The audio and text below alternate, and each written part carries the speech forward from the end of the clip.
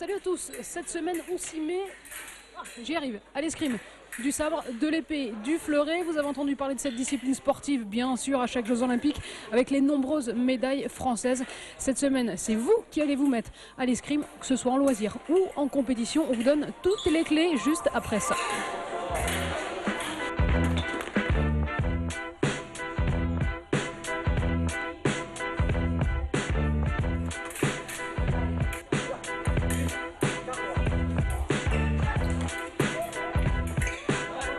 Allez, on commence avec Annie Marpeau, maître Annie Marpeau, parce qu'en escrime, l'entraîneur est un maître d'armes, donc on vous voit l'entraîneur.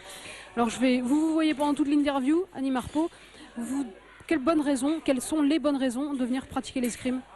Alors, c'est ce qu'on dit toujours pour des enfants qui sont par exemple un petit peu timides, de venir faire de l'escrime. Ils vont trouver donc la confiance en eux.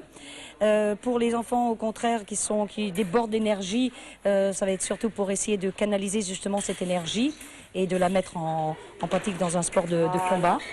En plus, bon, ça développe, on fait ça beaucoup à base de jeux au départ, donc ça développe la vitesse, la souplesse, la précision. Esprit d'initiative aussi.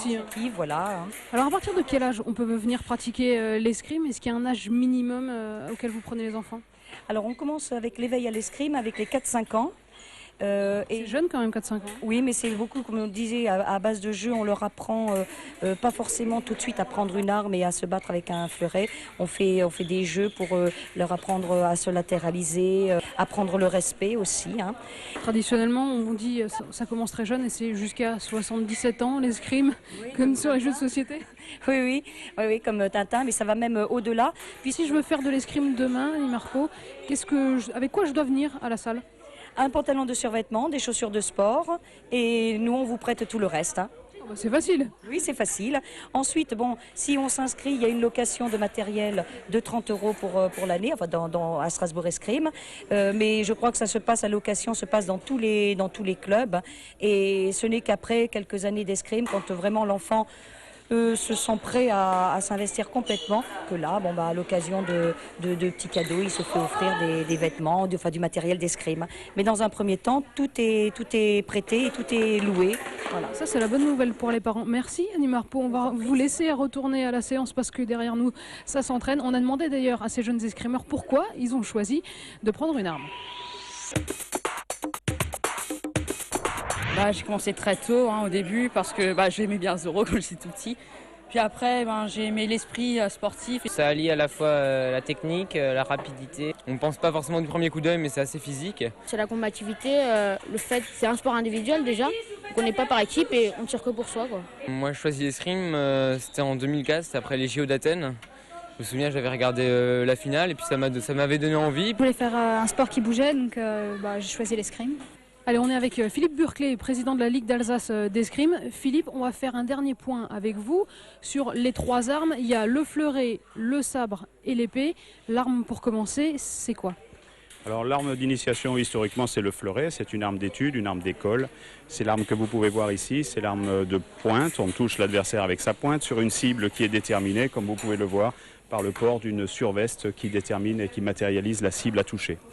Différence avec l'épée et le sabre? L'épée c'est une arme un peu plus lourde, elle a la même forme que le fleuret, un peu plus lourde, et cette arme-là n'est pas conventionnelle, c'est-à-dire que c'est la règle du duel qui s'applique. On peut toucher son adversaire n'importe où sur le corps, à la tête, aux pieds, il n'y a plus de notion de cible. Le premier qui touche marque le point. Et au sabre par contre, il y a de nouveau de la convention, des attaques, des priorités? Exactement, donc le sabre a les mêmes conventions que le fleuret. Une arme d'école également.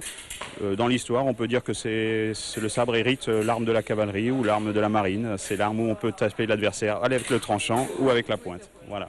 Alors si on veut pratiquer l'escrime en Alsace, on peut venir bien sûr ici, à Strasbourg Escrime, mais on peut pratiquer dans beaucoup d'autres clubs en Alsace. Où est-ce qu'on peut aller? Alors en Alsace, il y a 23 clubs sur l'ensemble du territoire, de Saverne à Saint-Louis, donc vous avez effectivement le choix. C'est à peu près bien réparti sur le territoire puisqu'on a 10 clubs dans le Bas-Rhin et 13 clubs donc dans le Haut-Rhin. On peut le pratiquer en ville, à Strasbourg, il y a plusieurs clubs, à Colmar ou à Mulhouse, également 2 clubs, mais également beaucoup de villes de périphérie comme Saverne, Haguenau, Erstein, Mutzig, ou dans le Haut-Rhin, Wittelsheim, Wittenheim, Altkirch, Roppenswiller, ou encore Guebwiller ou Orbay.